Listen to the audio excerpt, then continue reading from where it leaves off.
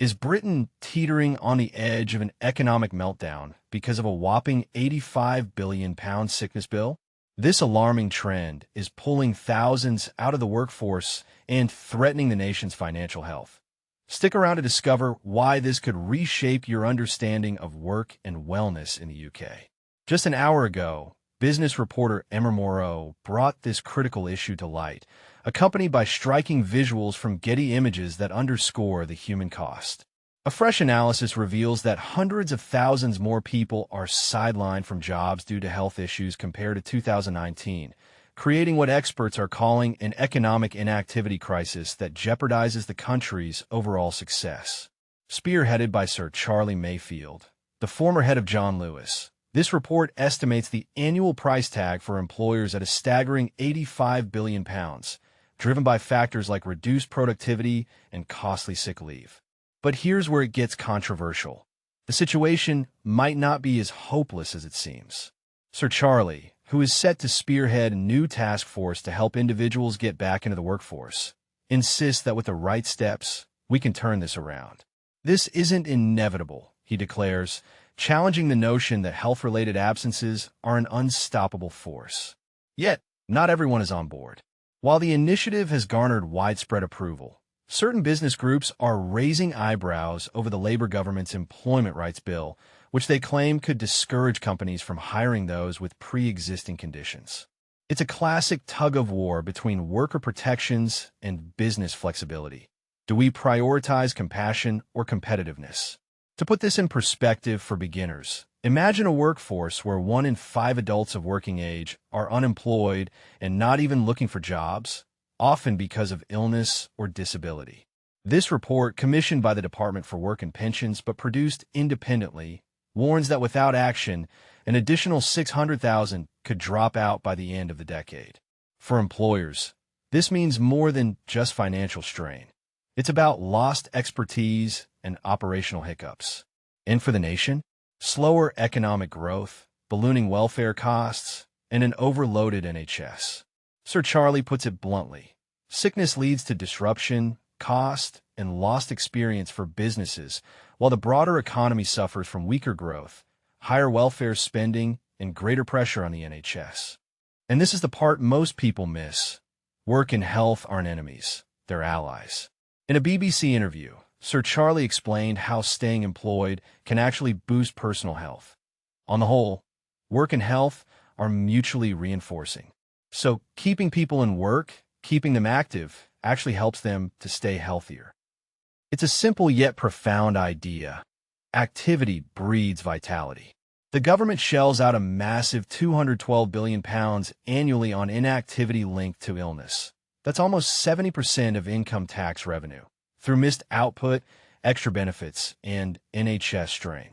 But what if we shifted the mindset? Sir Charlie suggests treating health as a shared responsibility among employers, workers, and healthcare providers. This could encourage more people to remain in their jobs, perhaps by offering flexible hours or support tailored to individual needs. Take Laz Sandham, a 28-year-old with mental and physical health challenges, as a real-life example. Armed with a degree in illustration and past experience as a digital marketing exec, Laz hasn't held a job in over a year, but is eager to dive back in. I'm willing to do the work and I want to find a job, they share. The hurdle? Many employers overlook their legal duty to make reasonable adjustments for disabilities, like modified workspaces or schedules. It's such a shame because they're missing out on so many fantastic disabled people that can do fabulous jobs, Laz notes. And here's a counterpoint that might stir debate. Laz doesn't place all the blame on employers. They need support as well, they add. There are things that can be put in place to help employers help save people. Is this a call for more government subsidies or training programs? Or should the onus be entirely on workers to adapt? It's a nuanced view that invites us to consider who's really responsible for bridging the employment gap.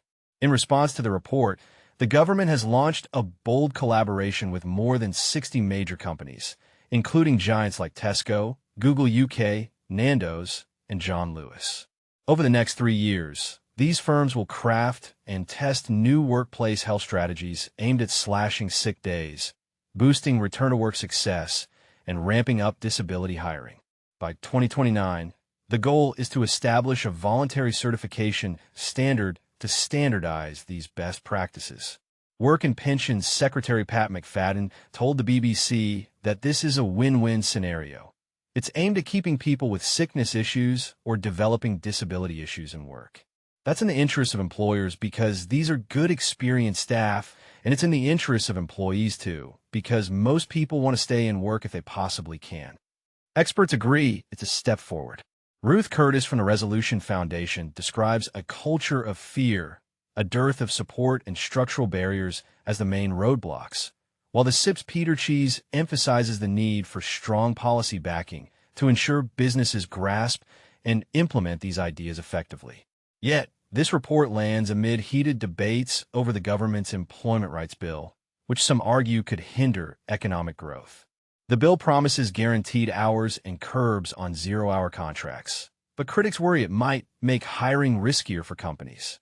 Add to that Chancellor Rachel Reeves' plan to offer paid jobs to young long-term unemployed people, those out for 18 months or more, with benefits potentially stripped from those who refuse. Now we're talking about incentives that could spark outrage. Is this empowering the jobless or unfairly coercive? It's a point where opinions diverge sharply, with some seeing it as a lifeline and others as government overreach. As we wrap this up, let's think deeply. Do you believe fostering healthier workplaces is the key to averting this economic crisis, or is there a darker side to pushing people back into jobs they might not be ready for?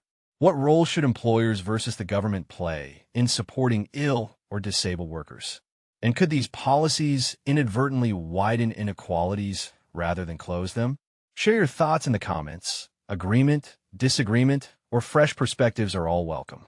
Let's keep the conversation going.